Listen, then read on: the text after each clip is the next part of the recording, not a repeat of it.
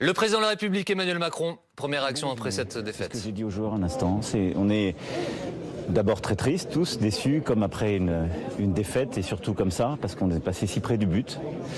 Et en même temps, ce que j'ai dit à tous les joueurs un instant dans le vestiaire, c'est qu'ils nous avaient rendus immensément fiers et qu'ils nous avaient fait vibrer. Et je pense que c'est une des plus grandes finales de Coupe du Monde que nous avons tous vécues. Est-ce que vous avez compris, Monsieur le Président, cette obscurité et d'un seul coup cette lumière? Ils étaient dans le noir pendant 80 minutes. Je suis ni joueur ni coach.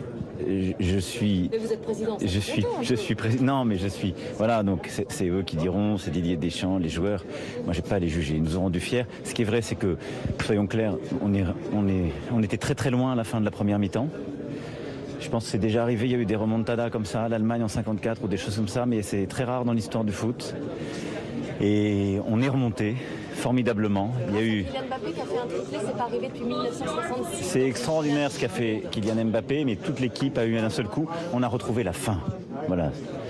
Et donc il y a eu à partir de la 60-65e une équipe qui a retrouvé la fin, qui a envie. Il y avait un moment qui était là.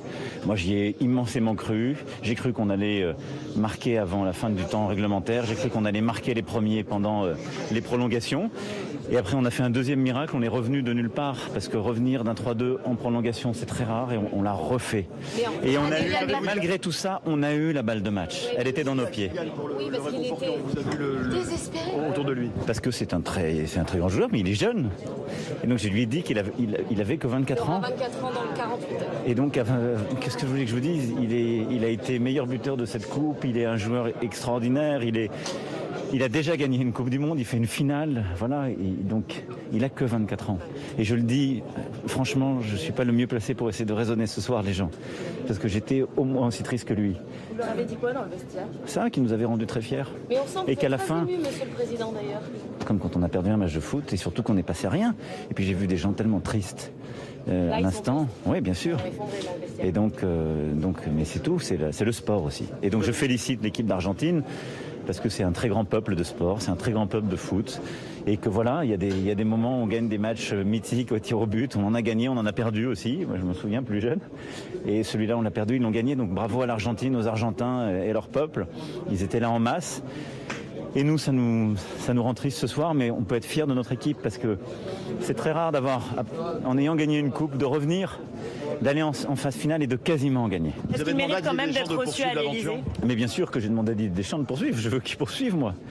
J'ai dit à Didier Deschamps qu'il fallait qu'il digère. Et puis j'ai surtout dit à nos joueurs qui pouvaient parfois nourrir des regrets ce soir parce que c'est très dur. Imaginez-vous pour des tout jeunes qui mettent pas le pénalty, au moins ils devaient le mettre, tout ce qui se passe dans la tête. Et donc je leur ai surtout dit, il faut le digérer. Et regardez, on en a un ce soir qui en a marqué 3, qui est un immense joueur. Il est arrivé de rater des pénaltys. Il a digéré. C'est ça qui fait les très grands joueurs.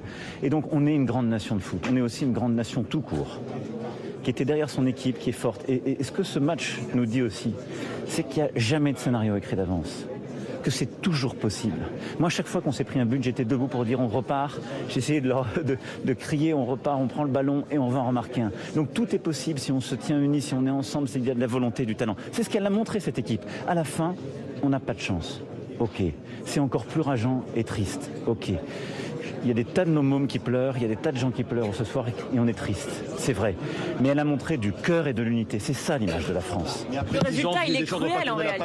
Mais c'est pas, je suis pas président de fédération de foot, je suis pas dans la tête de Didier Deschamps. Enfin, Didier Deschamps, il a montré qu'il était une fois encore un immense sélectionneur. Est-ce que vous allez recevoir ces joueurs à l'Élysée tout de même? Alors demain, je serai avec nos soldats, mais je recevrai ces joueurs. Ils vont rentrer, ils vont être auprès des Françaises et des Français, descendre les Champs-Élysées. Et moi, ils vont faire ça demain. Ça, c'est eux de dire le programme. C'est la fédération qui le dira. Et moi, j'avais de toute façon, quel que soit le scénario de ce soir, prévu d'être demain auprès de nos soldats pour faire Noël en avance, comme chaque année, et leur dire la solidarité de la nation. Voilà. Vous les récompensez. Et je serai aux côtés de ces joueurs. C'est prévu, je crois, dans quelques semaines ou quelques mois, en fonction de leur propre calendrier. Voilà. En tout cas, je veux que toutes celles et ceux qui nous écoutent ce soir et qui sont tristes, leur dire que je partage leur tristesse, mais qu'on peut être fier de cette équipe. Il ne faut pas l'oublier. Il faut être et qu'elle dit aussi quelque chose de ce que nous sommes profondément, d'une capacité à remonter du plus fou, de créer l'impensable, d'être unis et d'avoir des talents géniaux. C'est la résilience en quelque sorte. C'est la résistance, l'exploit, c'est voilà. Donc vive la République et vive la France. C'est comme ça que j'ai fini mon speech au vestiaire. Vive la République et vive la France. Merci beaucoup. Allez,